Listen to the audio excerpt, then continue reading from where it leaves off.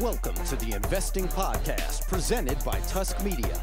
This is Outsider Trading, an audio and video deep dive into the people, places, and things that we find most interesting in the market. Hello, welcome back to the Investing Podcast. My name is Ben Nye. I'm with Sam Pistol Frost. He's not going to do, he has a great, a pistol that he does, but he's not going to do it on a podcast because we're PC like that. That's actually a great segue because we're going to be talking about PCs and Intel today. So Intel obviously reported last week. They have two main divisions, the data center group and the client compute. Right. The quarter itself was actually reasonably good. Guidance was, they raised revenue guidance for the year. Right. And so I do want to go ahead and step in. The quarter was a record first quarter for growth. They grew revenue by 7% year over year. Part of that's due to they had a weaker quarter in first quarter 2016, but they definitely had a strong quarter. Well, that's good. That's good news. Now, there's two divisions for them. The two main divisions, I guess you could add a third one. You have the data center group, the client compute, and then you have the Internet of Things. But what happened is the client compute is really the PC-based business.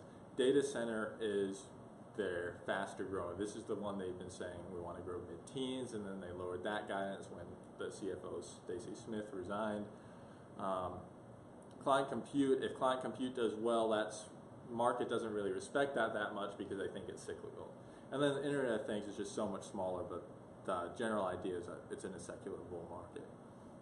So can you go into a little more depth on those divisions, specifically data center and client compute, and kind of tell us a little bit what's happening in those markets? Yeah, so right now, and you kind of touched on the client compute group, which is their traditional PC business. Since about the back half of 2016, we've been in this refresh cycle, and so the client computing group has done really well, and it has really exceeded expectations. And they've it's shockingly, as you mentioned, the data center group, that's been what everyone is looking at. That's where they want the growth, and the data centers it's done all right, but it hasn't been in the growth that the market's expected, and then CCG has been way above what the market's expected, so it's kind of balanced things out. The data center group, the old target was double-digit revenue growth year over year, and they were very bullish on that, and it's almost like that's guaranteed. And then what happened is quarter after quarter, they're not double-digit growth, and so then the new CFO came in and said, hey, we're going to lower this target, to lead investors a little bit better. Actually looking for high single-digit growth, which is still good, but it definitely is disappointing, when the market was thinking at some point double-digit growth is going to become consistent. And the market kind of punished Intel a little bit there immediately following that news, but since then they've recovered. Right. So one of the other things that I was paying attention to was in the data center group, DCG, I guess we can call it. The DCG margins appear to be weakening somewhat over time. Yeah. So what is driving that, and do you see that rebounding? Right. So first of all, I think this is just purely my assumption, but I think the market is more concerned with the data center group's revenue growth than their operating margins. Right now, Intel's focusing a lot on the data center group, and so they're investing a lot into it. Okay. They're having to allocate more SG&A costs, more R&D costs to the DCG, which, as you said, has compressed margins. I don't think that, I'm not sure that investors are truly worried about that. And one of the reasons I say that is because looking at Intel's historical economic profits, so their return on invested capital over their cost of capital has been stellar. And then you even take that from, most analysts look at it from a NOPAT level, and which gives net operating profit after taxes, right? And so that gives you a good idea of the consistent day-to-day operations of the company, and if they're generating operating profits over the cost of capital. But in my opinion, I think at the end of the day, what investors really care about is their actual take-home profits over the cost of capital, which would imply your net income, your GAAP net income. And so even when you use GAAP net income, which is going to be lower than your operating profit, they're still generating economic earnings per share. 2016, by my calculations, 2016 was like the first negative year that, and I went back to 2011, but it's the first negative year since 2011, forecasting into the future that they return to positive economic profits on a GAAP basis. So all that said, they've been investing more into the data center group, but if we buy into this economic profit story, then investors should welcome the increased investment in there, knowing that they're pouring more time into it, but the profits, they're going to have real profits coming out of those investments. So if the picture's right in my head, the story Intel is telling right now is, right now they have outsized profits in CCG because of a refresh cycle. So they have a little bit of a boost there. And so they're using that extra money to dump into the data center group, and in the hopes that revenue will accelerate further in the future. So what the goal is that CCG is going to continue to trundle along here and maybe have declining growth, while they're investing heavily, and you're going to get that J curve in DCG that ultimately has that inflection point in overall revenue growth for the company. Yeah, and I would think that's a good illustration.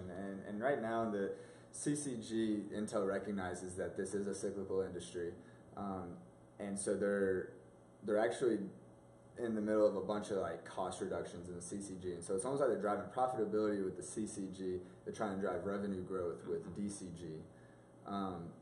But the interesting thing is in their earnings call, they actually raised their average selling prices in CCG, and so analysts are really concerned, like, well, is that sustainable? Like, if it's so cyclical, like, how are we going to keep raising prices? And management actually came out and said they're not seeing anything out of the ordinary. They said that, ASPs grew faster than expected, which reflects why they raised their revenue guidance for the fiscal year 17, which they raised by $500 million. But they said, so prices rose a little bit more than we expected, but we're not really seeing anything out of the ordinary. And so that kind of indicates that maybe the refresh cycle is not overdone, and that it could continue out for a little bit, and so CCG could sit there and keep funneling money for data center investment. Do you ultimately think that Intel is positioned to succeed well in DCG, or do you think that companies like NVIDIA and those other providers of GPUs are positioned to do better? Because when I look at Data Center Group and I see it only growing at 6% on a year-over-year basis, I say Intel, to any extent that Intel had market share before, they're losing it in the first quarter, unless they can get that mid double-digit return, even into the 20% plus, because these companies' memory is exploding, and it's going into these data centers, and if you should be able to grow extremely rapidly within the data center if you have a competitive product. And to me, 6% sales growth and deteriorating margins show that it does not have that product yet. Right, and so I will agree with you. That is concerning that they're not growing at the levels that NVIDIA is in the DCG, and that's where I think the acquisition of Mobileye is so important. And so Intel, I don't know if we've talked about this in the past, but it seems like in the past they've kind of followed tech trends. They haven't quite been in front of tech trends. And I think for the first time in a while, they're actually out in front of something with the Mobileye acquisition. And so Mobileye specializes in computer vision, and which is huge in autonomous vehicles. And so Intel has, I need to step back. The data center growth just organically through Intel has been disappointing. But I think the synergies created by bundling this up with the autonomous or the computer vision and Mobileye could be the accelerator, the catalyst that the Intel's data center group needs to really take off. So basically what's going to happen is you have Intel's almost vertically integrated themselves in this car to cloud solutions through this acquisition of Mobileye. And so the way I see it is you have computer vision, which is Mobileye. You put it in a car, and it's just bringing in all this data, all the surroundings constantly. And then you take Intel's high computing power and connectivity and stuff, and they're able to transmit that data to Intel's cloud services, and then they're able to, the whole DCG group or whatever is able to break down that data and analyze it. Mm-hmm. And then the next piece of that is they've also started pushing into memory. And so we've talked a lot about how there's like high demand in DRAM memory right now. And their memory group grew 55% year over year. And provided that it's not a huge part of their business, it was $866 million, I believe, this past quarter, which is about, I think it was almost 6% of sales. That's such a lot. That's a lot. And and so they're pushing that, and they're trying to ramp up the production for that, in the coming quarters. Yeah. And so basically they've got this whole process of like this whole like from the car to the breaking down and interpreting the data to storing the data. So when you put all that together, it looks like Intel is set up to be a staple for like autonomous vehicles. So like I said, it's almost like it seems like the first time in a while when they're kind of out front of something. I think the synergies from the Mobileye acquisition are strong. People were concerned that they overpaid for Mobileye, which I think it's hard to argue that any company didn't overpay for an acquisition. But yes, I think they're in a good spot, and something else is like, okay, so companies generally don't capture like 50% of, I don't know what the studies are, but it's something like they only capture 50% of the synergies that they say they're going to, or something. It was like 50% of the time they capture 50%, something like that. So they typically don't capture all the synergies that they're saying they're going to, but something that Intel has done I don't know that this is their rationale, but it makes sense to me at least, is that they've pulled all their artificial intelligence resources from across the country together so that they formed this AI group. And so like to me that says, let's take Mobileye, let's take our DCG, and then we have like AI as like in this middle ground or whatever, and like just put it up, like use it all to like have this seamless integration of Mobileye. Yeah, that's really interesting because I've always kind of wondered how are they going to use Mobileye as part of their strategy, and I think that's a pretty good illustration of how they're going to do that. I think it's going to require more capex. It's going to be a drain on free cash flow. But if they can demonstrate that we're actually using this capex to have positive returns on invested capital, which has been a question mark in the past, but if they can demonstrate that and really explain that properly, the way kind of similar to what you did just now, I think that they actually that gives management a little more credence. Furthermore, they did, just kind of as a postscript, they did reduce the expected restructuring expense for 2017, which I think is a positive endorsement on a positive reflection for management and their ability to manage the company, because they don't need that cookie jar of restructuring expenses. So all in all, what are you doing with the stock? I think it's traded back up to 37 now. Yeah. So I guess full disclosure, Narwhal owns Intel. I have it in some of the accounts that I manage. It ran up so much, after the earnings call, it went down over 3%, which was, after doing my analysis and interpreting the numbers, like that was I think a great buy at the time. But they've gone up, I believe, every day since then. So all in all, it comes down to, I don't know. My price targets that I have is $40 a share. So that leaves room for, I think, approximately like 5-6% upside from today's price. But I will say that doesn't include the fact that at the next earnings call, if they're able to lay out, the future of the Mobileye acquisition and like where they're headed, I think there's tons of room for upside, for targets and stuff. So under 35, you'd be pretty excited about. Yes, absolutely. And again, my model is like fairly conservative. I would say more conservative than I think it should. I put a little more weight into what analysts were saying just because they do more proprietary research. But I think their revenue growth numbers are light. I think Intel could outperform there. Well, you already saw them; they're outperforming already this right. year. So I'm definitely interested in Intel. I'm not 100% sure that I would be putting new money in right now. I don't know that I would be adding to my current position just because it's run up a good bit.